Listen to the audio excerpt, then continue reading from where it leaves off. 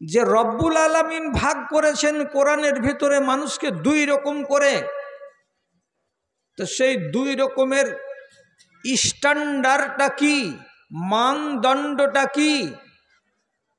কোরআন বলছে ফামান শাআ ফালইউমিন ওয়া মান শাআ ফালইয়াকফুর। যারা ঈমান আনবে তারা হলো এক দল, যারা ঈমান আনবে না তারা হলো আর এক দল। তাহলে ঈমানের ভিত্তিতে মানুষ ভাগ হলো দুই দলে, আর ঈমানের ভিত্তিতে মানুষ ভাগ হবে কিয়ামতের দিন জান্নাতে এবং জাহান্নামে।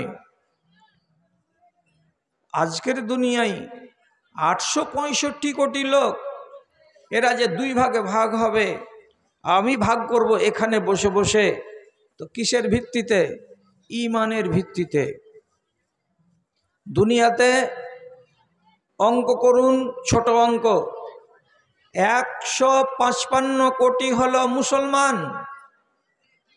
155 কোটি হলো মুসলমান সারা দুনিয়াতে, আর 755 কোটি এটি হলো সব গায়ের মুসলমান, যারা ঈমান কি জিনিস জানে না, মানে না, বুঝে না।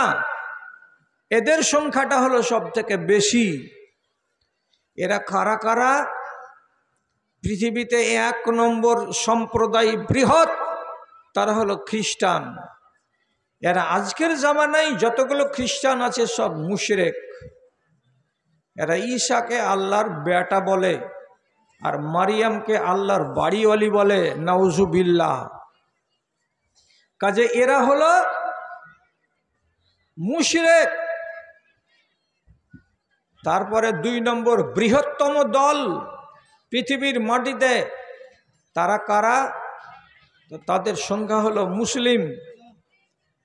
তারপরে তৃতীয় বৃহত্তম সংখ্যা দুনিয়াতে কারা? তারা হলো বৌদ্ধ। তারপরে 4 নম্বরে বৃহত্তম সংখ্যার নাগরিক বা জাতি কারা? তো বলা হয় তারাকে তাও। 5ম নম্বর বৃহত্তম সম্প্রদায় এই দুনিয়ার মাটিতে কারা? তো 5 নম্বরে নাম আসে হিন্দু। তাহলে 5টা জাতি পৃথিবীতে সব থেকে বড় বড়। তো 2 নম্বরে মুসলমানকে বাদ দিয়ে 1 নম্বরে খ্রিস্টান, 2 নম্বরে হলো, এবার নিয়ে নিলাম কাকে? বৌদ্ধকে। 3 নম্বরে নিলাম কাকে? তাওকে। আর 4 নম্বরে নিলাম কাকে? হিন্দু সম্প্রদায়কে। এরা সবাই মিলিয়ে কতটি? 715 কোটি। এরা কেউ ঈমানদার নয়। ঈমানের ভিত্তিটা কি? ঈমানের ভিত্তি 1 নম্বর হলো শাহাদাতু আন লা ইলাহা ইল্লাল্লাহ। 1ম নম্বর কথাটা হচ্ছে যে মুখে বলতে হবে যে লা ইলাহা ইল্লাল্লাহ। এরা কেউ বলে না। যদি এরা লা ইলাহা ইল্লাল্লাহ অর্থাৎ আল্লাহ ছাড়া কোনো বরহক মাবুদ নেই এ কথাটা যদি মানত, তাহলে পরে আল্লাহর চরিত্র কি? আল্লাহর চরিত্র তার ছেলে পিলে নেই, সূরা ইখলাস। আল্লাহর কোনো আলাউলাদ নেই, আল্লাহ রাব্বুল আলামিন বিয়ে শাদী করেননি। তাহলে এই কথাটাকে অগাধ বিশ্বাস রাখা তাদের দরকার ছিল। যদি এই কথাটা হয় লা ইলাহা ইল্লাল্লাহ, একমাত্র আল্লাহকে মানি, তো তাহলে একমাত্র আল্লাহকে মানতে গিয়ে খ্রিস্টান জগৎ কিসের জন্য বলল মারিয়ামকে যে এটা আল্লাহর স্ত্রী, আর কেন বলতে গেল যে হযরতে ঈসা আল্লাহ তাআলার বেটা? তাহলে এরা তাদের আকীদায় এবং বিশ্বাসে নেমে পড়েছে, কেটে পড়েছে। এইভাবে যদি মূল্যায়ন করি তো বৌদ্ধের মূল্যায়ন হবে, এইভাবে যদি মূল্যায়ন করি তো হিন্দুর মূল্যায়ন হবে, এইভাবে যদি মূল্যায়ন করি তাহলে তাও সম্প্রদায়ের মূল্যায়ন হবে। দেখা যাবে এরা এক আল্লাহতে বিশ্বাসী কেউ নয়। অতএব হযরতে আদম আলাইহিসসালাতু ওয়াস সালামের বাম পৃষ্ঠদেশ থেকে যেগুলো নসল বেরিয়ে এসেছিল এবং মানুষের রূপ বেরিয়ে এসেছিল, সবগুলো যে এরা জাহান্নামী, নরকের টুকরো, নরকের ইন্ধন, এগুলো হচ্ছে এরাই। এবার আপনাকে বলছি সবকে বাদ দিয়ে দিলাম, 755 কোটি চলে গেল ওইদিকেই, তো বাকি এই যে 100-125 কোটি এই লোকগুলো বাঁচলাম আমরা মুসলমান, আমি তো জান্নাতে যাব? এটা আমি জোর করে বলতে পারবো কি পারবো না? এবং আমি এটা বিশ্বাস জোর করে করব না যে হ্যাঁ আমাকে আল্লাহ রাব্বুল আলামিন জান্নাতের জন্য তৈরি করেছেন। যখন কালেমাকে বিশ্বাস করছেন তখন আপনাকে এই কথাটা জোর করে বলতে হবে যে না, আমাকে আল্লাহ রাব্বুল আলামিন জান্নাতের জন্য তৈরি করেছেন, আর জাহান্নামের জন্য আমাকে তৈরি করেননি। জাহান্নামের জন্য যারা তৈরি হয়েছে তারা আল্লাহর মাখলুক, আলাদা। এইবার খুলে কথা বলি আপনার সামনে। কি কথা? আল্লাহ তাআলা স্পষ্ট ভাষাতে বলছেন, রাসূল করিম সাল্লাল্লাহু আলাইহি সাল্লাম যেদিন দুনিয়াতে নবী হয়ে আসলেন তখনকার পরিস্থিতির দিকে তাকিয়ে সেই যুগের মানুষগুলোকে আল্লাহ তাআলা বলছেন, কুনতুম আলা শাফা হুফরাতিম মিনান নারে ফাআনকাযাকুম মিনহা। হে আরবের মানুষেরা, তোমরা সবাই জাহান্নামের কিনারায় দাঁড়িয়েছিলে। আর যদি 1 সপ্তাহ দেরি হতো, আর যদি 1টা মাস দেরি হতো, আর যদি কিছু দিন দেরি হতো, তাহলে পরে তোমরা ঝাঁকে ঝাঁক জাহান্নামে কেটে কেটে পড়ে যেতে। তোমাদের দুনিয়াও বরবাদ হতো, তোমাদের আখিরাতটাও বরবাদ হয়ে যেত। তোমরা আগুনের কিনারায় একেবারে পৌঁছে গেছিলে হাঁটতে। এমন এক জায়গায় এসে পৌঁছালে, এখান থেকে আর 1 কদম যদি তুলো, আর 2 পা যদি তুলো, তো জাহান্নামের অগাধ খালে গিয়ে তোমরা পড়ে যাবে। এই সিচুয়েশন তোমাদের হয়েছিল। এমন সময় আল্লাহ রাব্বুল আলামিন তোমাদের উপরে দয়া করলেন, আর দয়া করে তোমাদের কাছে একটা নবী পাঠালেন, আর নবীর সাথে সাথে একটা কিতাব পাঠালেন। এই নবী কিতাবের দ্বারাই তোমাদেরকে আটকাবেন, তোমাদের হাতটাকে ধরবেন, ধরার পরে জাহান্নাম থেকে তোমাদেরকে উদ্ধার করে জান্নাতের দিকে নিয়ে যাবেন বলে আমি পাঠালাম। আচ্ছা, এবার আপনি আমাকে প্রশ্ন করুন, আচ্ছা ওদেরকে আল্লাহ তাআলা এক বাক্যে কেন ডেকে বলছেন যে তোমরা সবাই জাহান্নামের কিনারাতে দাঁড়িয়েছিলে, আর 10 দিন দেরি হতে গেলে চলে যেতে জাহান্নামের রসাতলে? গোটা জাতিটাকে আল্লাহ তাআলা ডেকে বলছেন তোমরা নরকের খাদের কিনারায় দাঁড়িয়েছিলে। কেন ওরা নরকের কিনারায় দাঁড়িয়েছিল? কি এদের কাজ ছিল বা কি করেছিল তারা? এইবার তাহলে আপনাকে জানতে হবে, ওদের ভিতরে যতগুলো মানুষ বেঁচে ছিল, তারা কোনো একটা মানুষ এমন কাজ বিশ্বাস করতো না আর নিজে করতো না যেই কাজটা তাকে জান্নাতে নিয়ে যায়।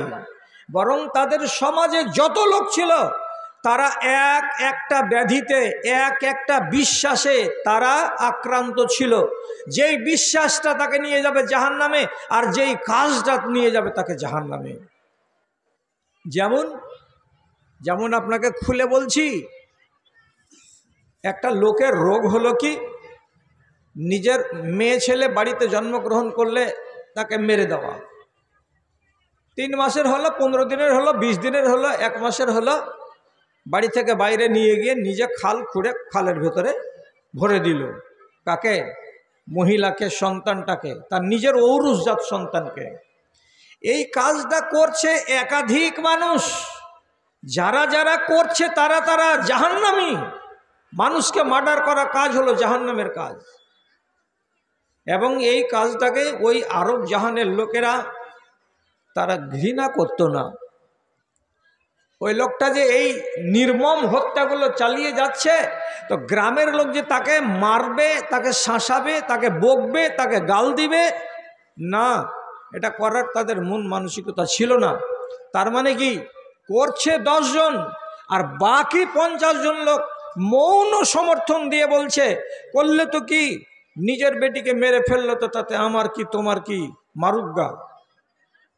তাহলে এত বড় অপরাধে এরা জড়িয়ে আছে। যারা এই কাজে ডাইরেক্ট জড়িয়ে আছে তারা জাহান্নামী।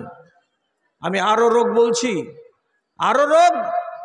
ওই দেশের মাটিতে 1000টা লোকের ভেতরে যদি আল্লাহ বাঁচান তো একটা কিংবা দুটা লোক বেঁচে গেছে, যে লোকটা মদ পান করেনি আর যে লোকটা ব্যভিচার করেনি। আর তাছাড়া 998টা লোক 1000টা লোকের ভেতরে মদখোর আর হলো জানি, ব্যভিচারী, মেয়েদেরকে নিয়ে খেলা করা, ছলনা করা, তাদেরকে দিয়ে ডান্স করা, গান গাওয়া আর মদ পান করে নিঢাল হয়ে পড়ে থাকা, এই চরিত্রটা ছিল তাদের ভেতরে 95 জন লোকের ভিতরে। যদি একটা মানুষ মদ খেয়ে নিঢাল হয়ে জীবন কাটায় সারাটা, তো তাহলে এই মানুষটা হলো নরকের। যদি একটা মানুষ একটা নারীর ইজ্জতকে লুটে নেওয়াকে হালাল মনে করে, বৈধ মনে করে আর এ কাজ করেই যায়, তাহলে এ মানুষটা হলো নরকের ইন্ধন, এই মানুষটা হলো জাহান্নামী। তো তাহলে এদের ভেতরে 100টা লোকের ভেতরে 60টা 70টা 80টা লোক মদখোর, এদের ভেতরে 10টা 20টা 30টা 40টা শতকরা লোক এরা হচ্ছে মাগিবাজ এবং এরা হচ্ছে ধান্দাবাজ।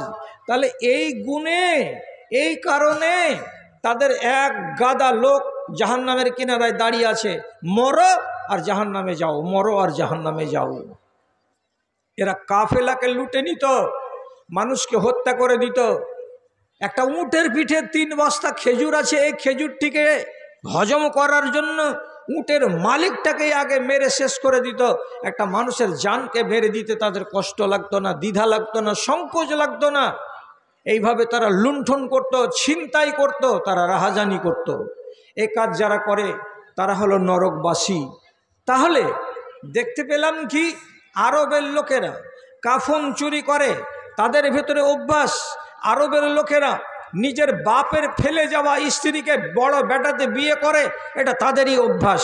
তাদের মেয়েরা যদি সাবালিকা হয় তো সাবালিকা মেয়ের বিয়ে দিতে গেলে নিজের চোখের সামনে নিজের বাড়িতে ডেকে এনে 8টা 10টা যুবক ছেলেকে নিজের বেটির সঙ্গে মিলামিশা করার সুযোগ করে দেয়। তারপরে বাচ্চাটা পয়দা হওয়ার পরে এই বাচ্চাটা যেই ছেলেটার চেহারার সঙ্গে মিলবে ওই ছেলেটাকে জামাই বলে মানা হয়, আর বাদ বাকি 8টা 10টা 15টা ছেলেকে রেহাই দিয়ে দেওয়া হয়। তো যারা নিজের মেয়েকে 10টা ছেলের হাতে তুলে দিতে পারে যে আমার মেয়েকে তুমি বিয়ে করবে তো তুমি তার কাছে সহবাস করো, তুমি বিয়ে করবে তো তুমি সহবাস করো, তুমি বিয়ে করবে তো তুমি সহবাস করো, এইভাবে যদি বিয়ের আগে নিজের কন্যার কাছে সহবাস করার জন্য বাপ 10টা ছেলেকে অনুমতি দিয়ে দেয়, তাহলে এই নোংরামি হচ্ছে জাহান্নামের পরিচয়।